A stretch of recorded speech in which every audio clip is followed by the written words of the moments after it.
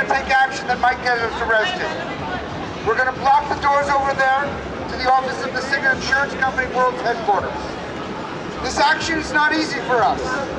Some of us have never been arrested before. We've all been part of a growing movement for healthcare reform, and we've become more and more disturbed by the path that debate on healthcare reform has taken. We know that building a political movement requires mobilizing people and marching and chanting. We've done a lot of that. But what we've seen from the opponents of healthcare reform, who are partly financed by large corporate health insurance companies, who are also spending $641,000 a day lobbying against healthcare reform in Washington, is a campaign of deceit, lies, and distortions. Our opponents have not been successful in stopping good healthcare reform legislation, but the charges and countercharges have led us to lose sight of the fundamental moral issue at stake in this debate. The cause for which we are fighting is a moral truth that is as hard and clear as a diamond emerging from a rock of black coal. It's that everyone in America deserves good health care they can afford.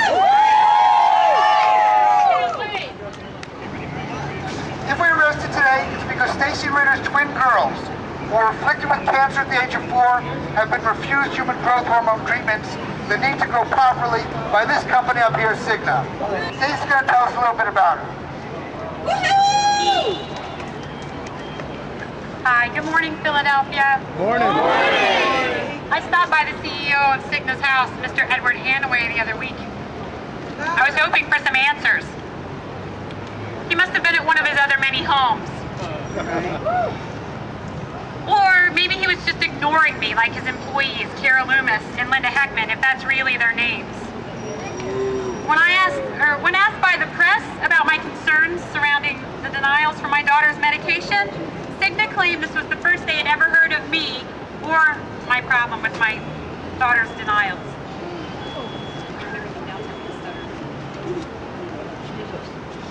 Unfortunately for them, I keep important information regarding my children's care.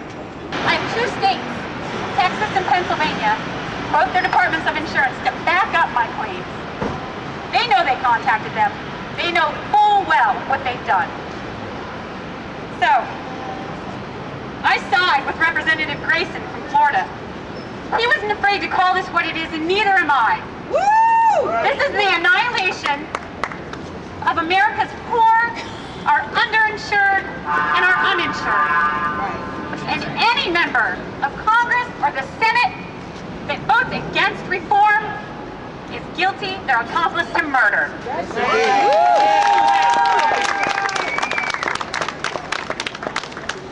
Thank you, Stacie.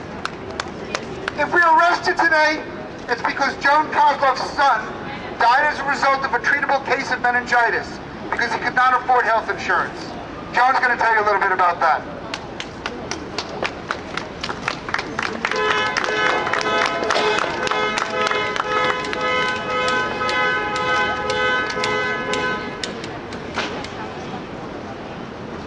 Can you hear me?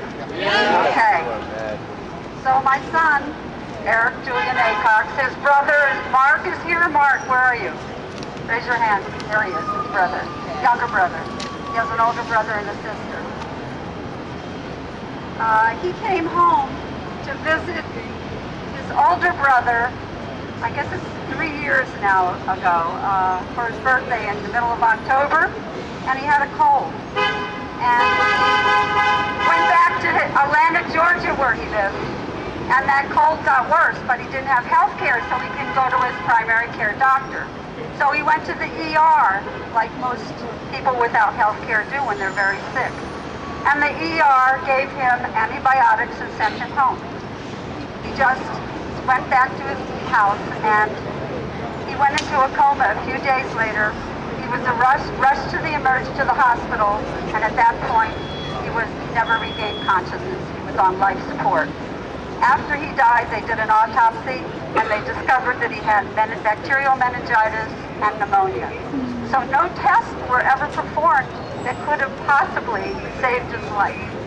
This is a tragic, tragic event that happens to so many people. I don't want it to happen to another person. Thank you very much. Bye-bye.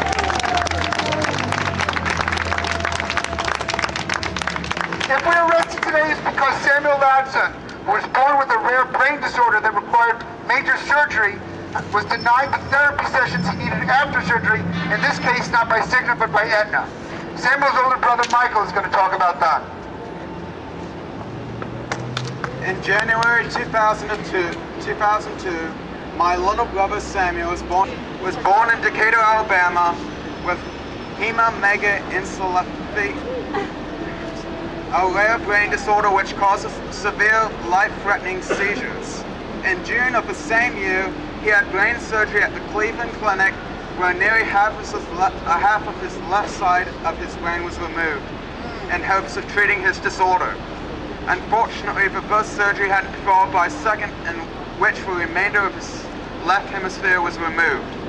After the first and second surgeries, his doctors recommended that he absolutely must receive several hours of occupational and physical therapy daily in order to maximize his potential.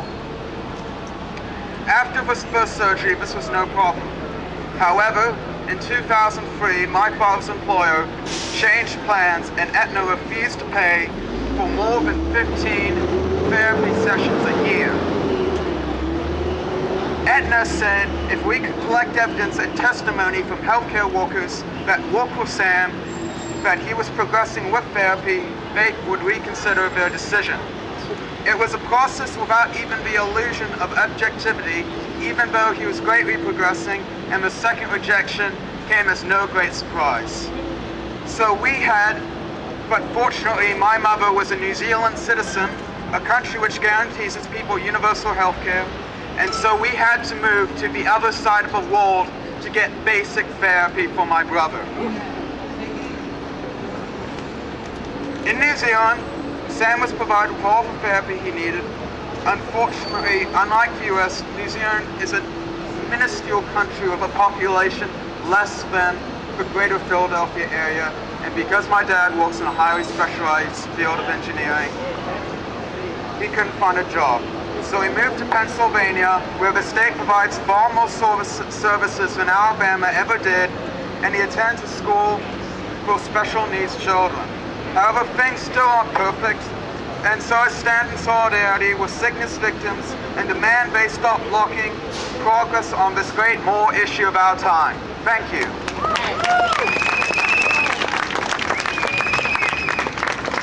If we are arrested today, it's because Dawn Smith, who has treatable brain cancer, has been denied care by Cigna. Ray Torres is going to tell us a bit about Dawn.